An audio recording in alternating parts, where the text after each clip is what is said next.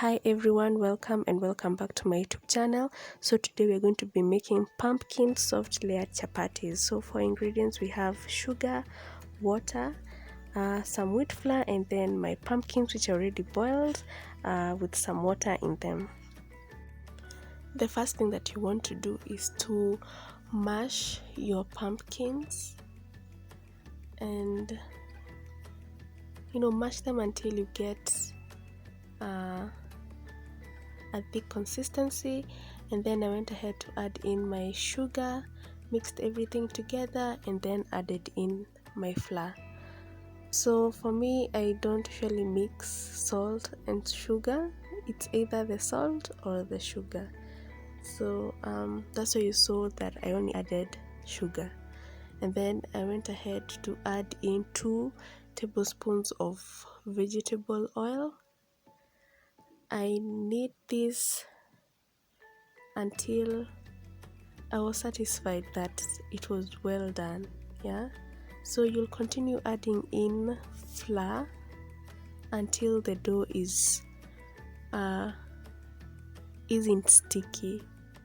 So you add in the flour until the dough stops being sticky, but ensure that your dough doesn't get hard, because if it gets hard, your chapatis are going to be dry, and then they are going to be like biscuits, like too dry for life. So just ensure as you add in your flour, you don't dry the dough.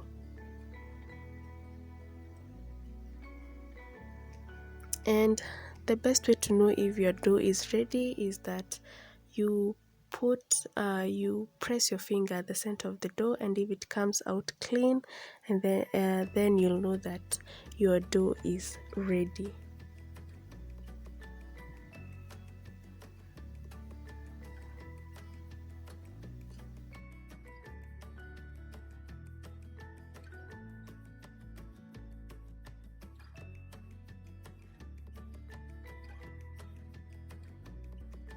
At this point, I was satisfied with the consistency of my dough, so I went ahead to add in 1 tablespoon of vegetable oil.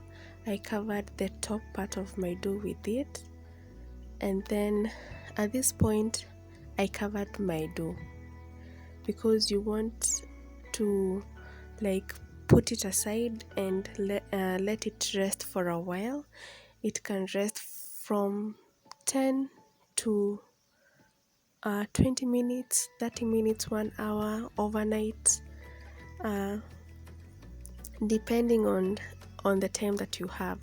So mine, I covered it up and let it rest for 20 minutes.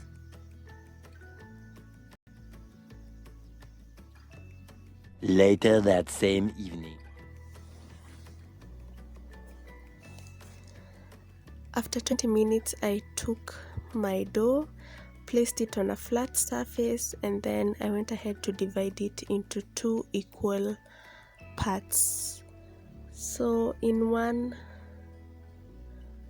of the halves, I rolled it out, and then I cut it into equal portions that I rounded into medium small balls. I also did the same to the other half. I rolled it out, cut it into equal pieces, and then rolled those pieces into medium small balls. So we want our chapatis to be layered, so that's what I'm doing here.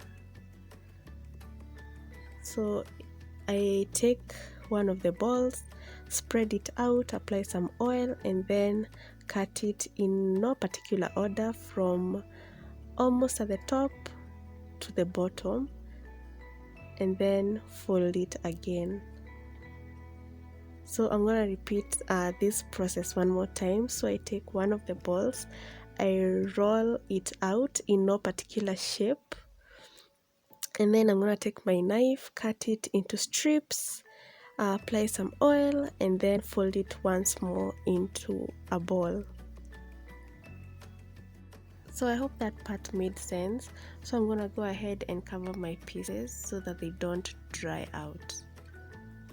So this is the second last stage, I guess, of the whole process. This is where I take now those round balls, and then I try and bring out a circular shape, if that makes sense. Yeah, so don't judge me on the shape. I'm not really good at this, but I tried my best.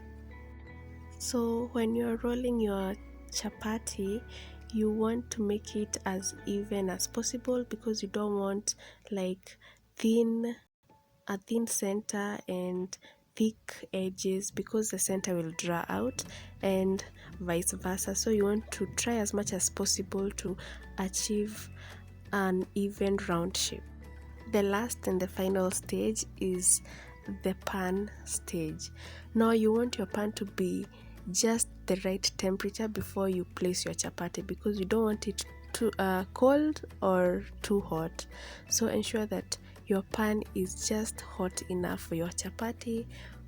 After you place your chapati, after you see the bubbling, you know that it's already done and ready to be flipped. Yeah, so I did this to all my chapatis without adding oil, and then later on I went to add in the oil because it was not time consuming. After drying all my chapatis, I went ahead to add in the oil to all my chapatis, and I loved the color that popped after adding in the oil. So I hope that you've enjoyed this video, and I hope that you're going to try out this recipe, because the chapatis turned out to be so delicious, so soft. We really enjoyed them, and I hope that you're gonna try this recipe.